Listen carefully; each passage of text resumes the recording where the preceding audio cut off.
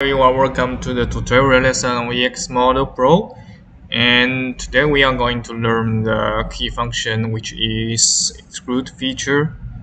So as you guys can see, I have already created the corresponding solids for the mesh body, and you can see I have already aligned the data to the world coordinates as well, and that's why it is very convenient for us to align the data before doing all the editing movements. It is very easy and efficient if we want to check the space location of every angle of the data. You can see left side, top side, also bottom side exactly attached to the XYZ axis.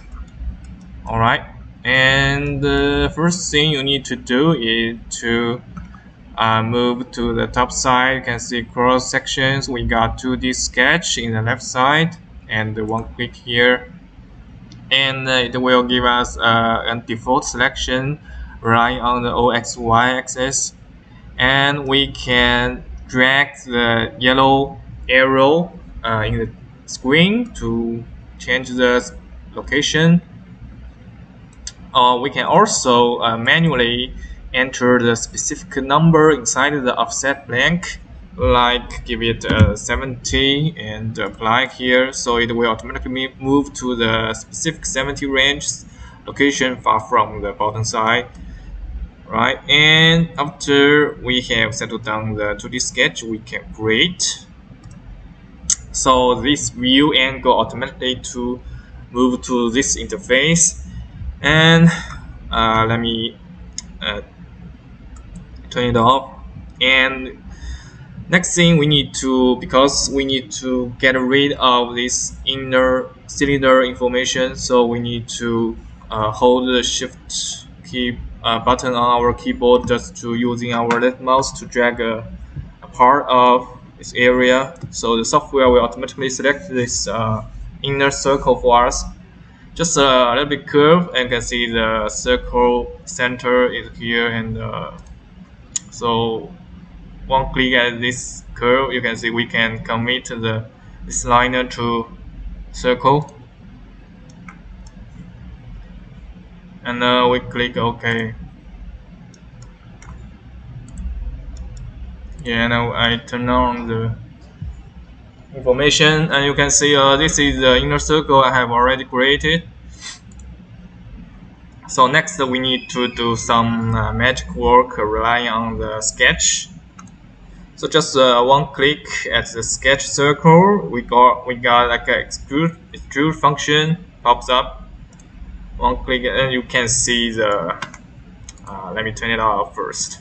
So you can see the depth 1 and depth 2, and we need to make it solid because we need to cut the inner part cylinder of the cat body, right? So we created a new solid, and we using the two sides because one side top plane and another is the bottom plane.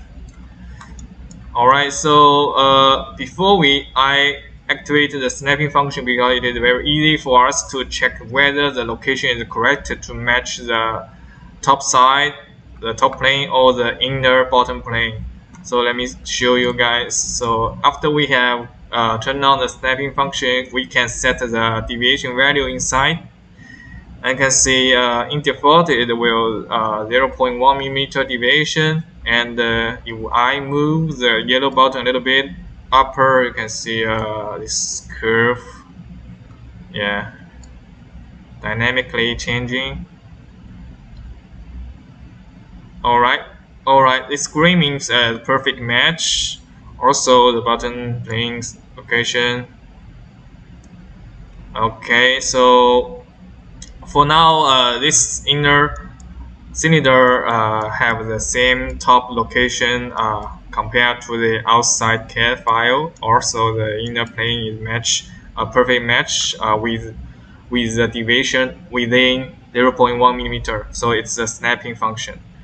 Okay, you can also turn it off just to drag the top side a little bit, like a oversized outside CAD file. It's totally okay. Just relying, but in the inner part, the bottom part should match to the the inner bottom side, because we need to trim the totally cylinder here. Okay. Alright, so we have created a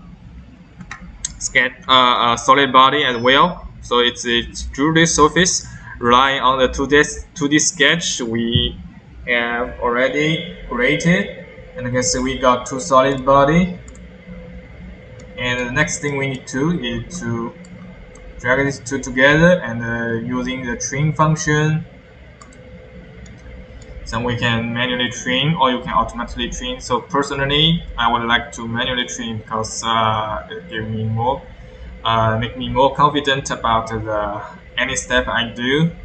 And normally, with the geometric feature, the specs is very simple. You can apply the automatic trimming for the time saving. Yes, and you see this is what we need to do. So after we click the OK, so this is the original. This is the new made CAD file. We can compare it to the mesh model, so it's perfect. Yes. Okay. Thank you.